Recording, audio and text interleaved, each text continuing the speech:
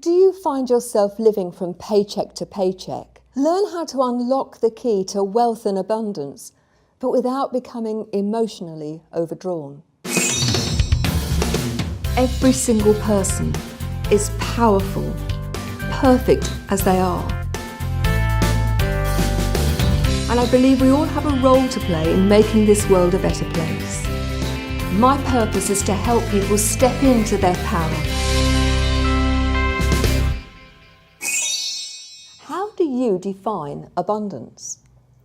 For many, abundance is synonymous with having plenty of money. So, what's your definition of abundance? Each of us will have a different blueprint of abundance against which we'll compare our current life situation. Does your blueprint for abundance focus only on your bank balance and the material evidence you have acquired to demonstrate your success? For me, wealth and abundance also includes the richness of relationships, enjoying a wide range of experiences, having an awareness of the incredible majesty of nature, the growth which comes from learning, and the sharing of humour.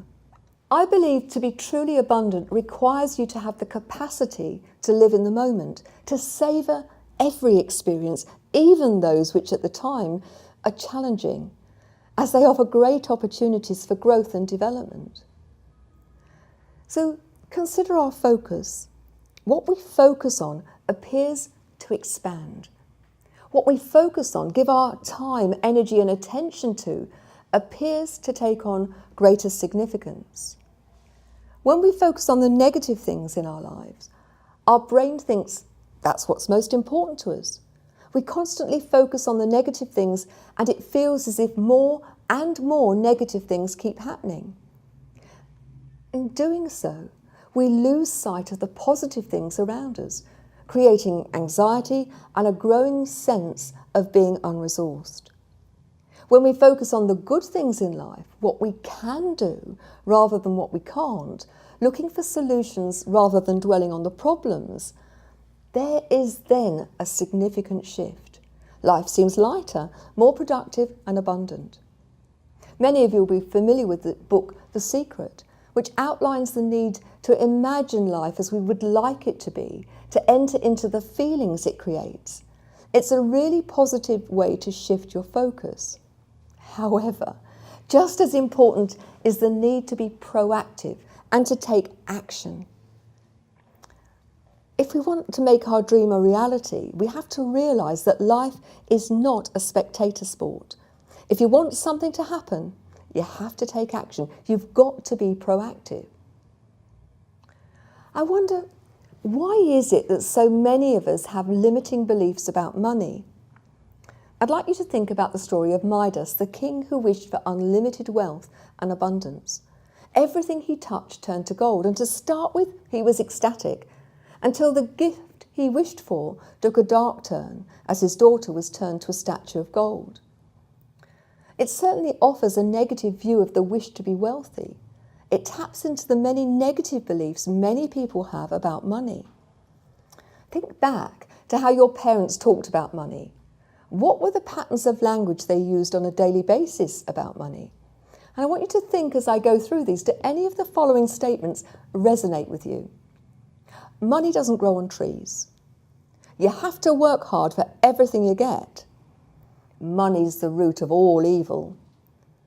There's never enough money to go around. The rich are more important. I can earn it, but I can't keep it. I don't deserve to be financially free. Money doesn't make you happy. I'm interested, do you believe any of them? Whose beliefs are they? Are they your parents, your partners, yours? Are they serving you? We each have an internal financial ceiling based on our beliefs and expectations around money. How easy it is to earn, our attitude towards debt, whether we can keep money once we have it. Poverty and wealth are relative. It's we who interpret where we are on the continuum. It's an interesting fact that many lottery winners find that they're back to square one less than 5 years after a big win. Think about your beliefs about saving and investment. Do you live for the moment and spend, or do you plan for the future and save, or are you somewhere in the middle? Do you think about investing?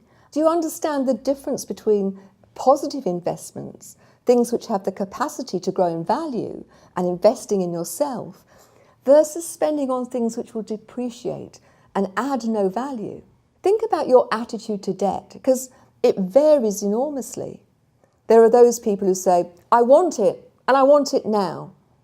I'd say to you that that is an approach that should be avoided. Think about your attitude towards money and ask yourself, is it limiting or empowering? If you want to be financially wealthy, are your behaviours supporting or sabotaging your capacity to succeed? How abundant do you allow yourself to be? Financial freedom in and of itself is not a guarantee of happiness and abundance. Many people have found it empty, having a wardrobe full of clothes, having a hedonistic lifestyle, trying to fill the persistent void. There was an interesting project done a few years ago where psychologists contrasted people living in poverty-stricken areas of Africa and people in the Western world. And there were surprising results. Those in poverty scored higher on the actual survey than those in the Western world, and yet they had nothing. Many extremely wealthy people, for example Bill Gates, have recognised it's what you do with your wealth that makes the difference. Think about the last couple of days. Have you taken time to appreciate the natural world, admired a garden, noticed the shape of the clouds or the pattern of the raindrops on your window? Did you tell someone that you care about how much you love them? Or you looked someone in the eyes and said, thank you for a service rendered? How often have you found yourself smiling or having a good laugh, which has restored you? When is the last time that you harnessed your creativity? Have you allowed yourself time to be quiet and to think? None of these cost anything, yet each has the capacity to enrich your life, to help you realise that you are blessed and that you have the potential for a life which is even more abundant and fulfilling. Gratitude is an incredibly powerful emotion. It's got the power to recalibrate the way we think, and because of its significance, it's the theme of a later episode.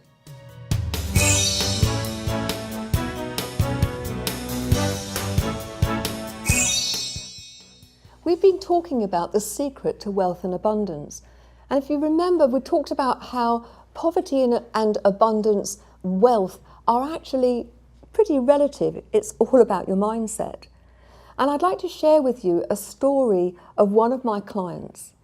Now, he was a financial trader doing incredibly well, but he was facing potential redundancy and he was incredibly stressed, suffering from anxiety and insomnia. After we'd spoken, I asked him, what really is the situation? If you were made redundant, what would life be like? Because he had completely convinced himself that if he was made redundant, he and his family would be out on the street and he would be ruined. I asked him to do a financial audit of the reality of his life now, and I asked him to do it in a particular way. Audit A was exactly as things were, with money being unlimited and no changes at all. B was to actually create a budget where he had a nice lifestyle, perhaps a couple of holidays a year, but that actually honed things down to be really aware of how much money was being spent. And C was where you did the budget version.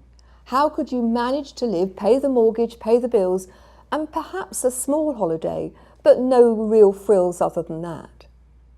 Now, the reality when he actually did it was that he discovered that if he took Audit B and looked at his savings, he could live for 14 years without changing anything, without working, without changing a thing. You may think to yourself how silly he was to be so worried about his financial future, despite the fact that he had plenty of money.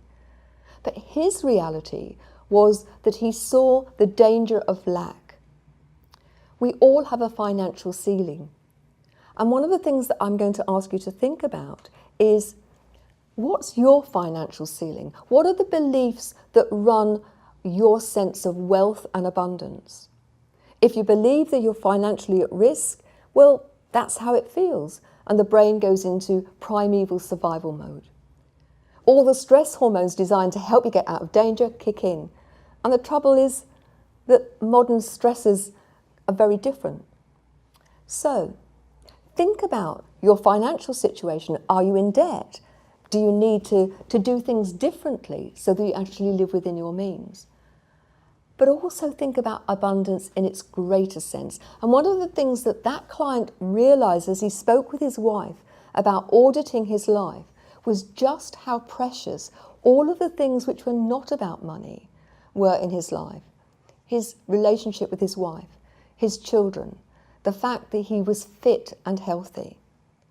So think about your life and do an audit about not only your wealth, but your abundance, and actually look for opportunities where you can appreciate just how abundant life is for you.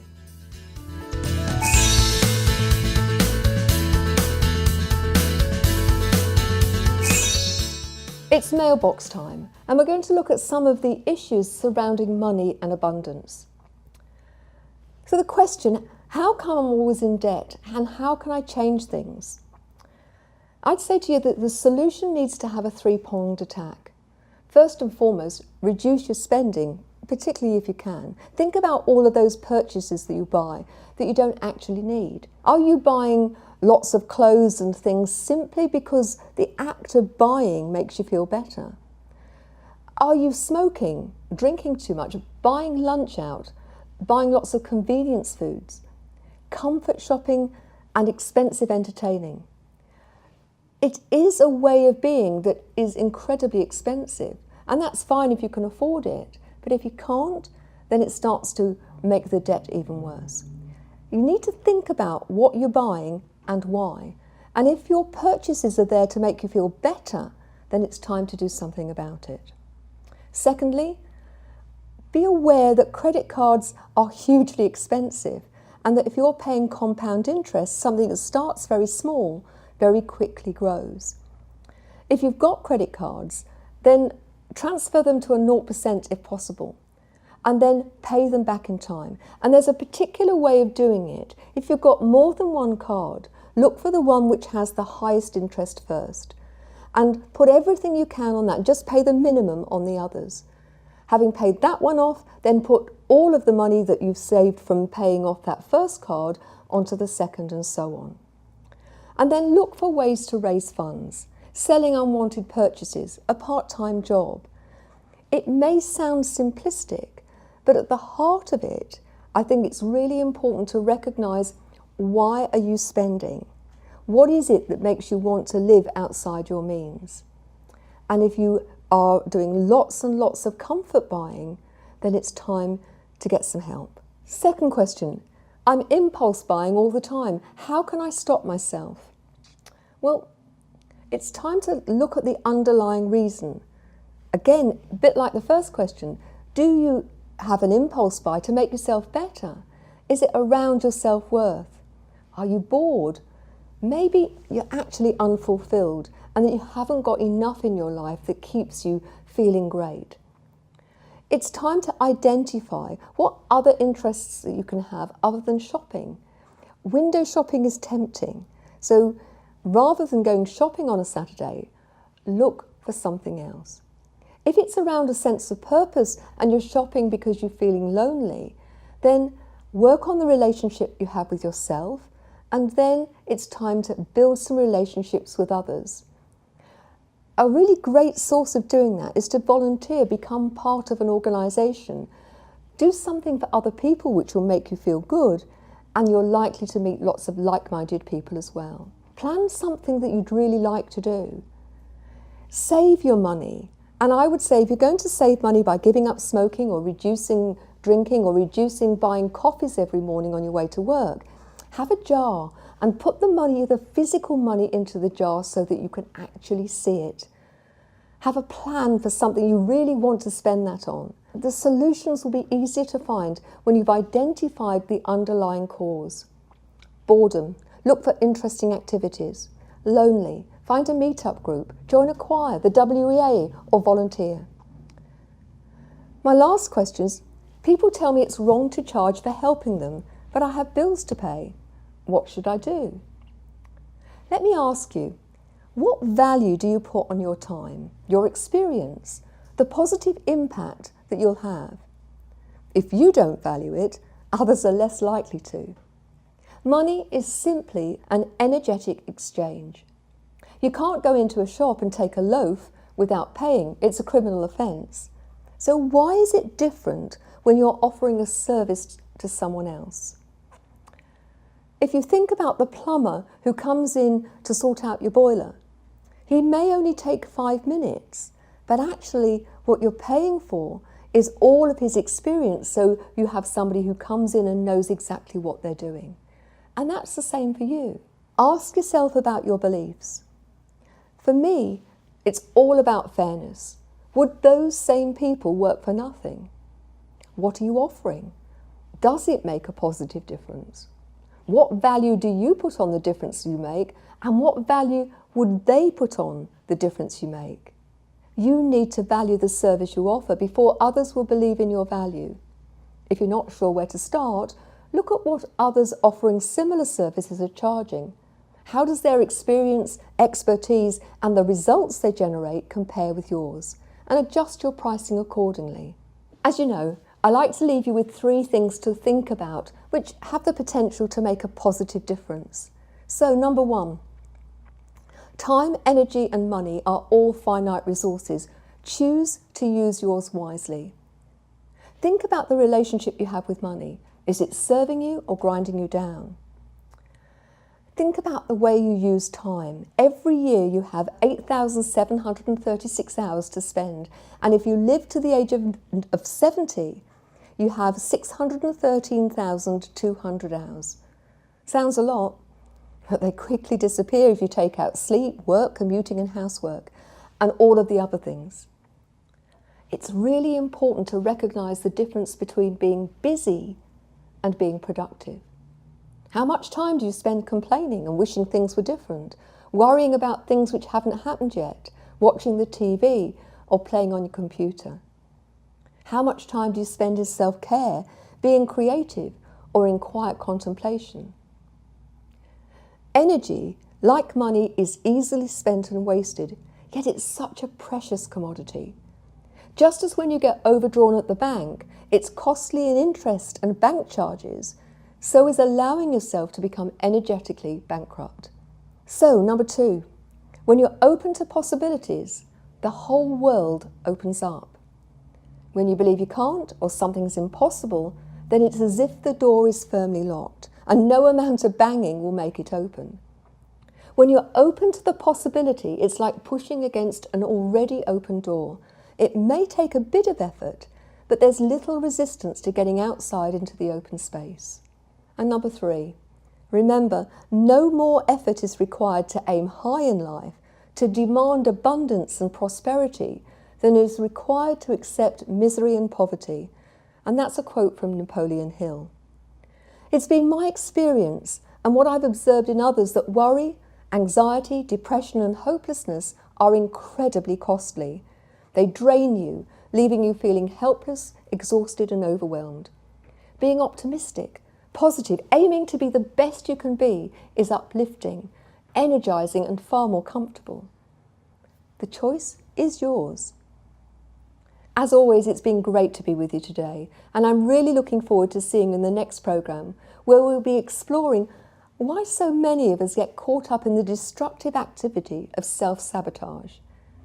Learn how to avoid being a personal terrorist intent on self-sabotage, procrastination, fear of failure or success, never getting started or finishing anything.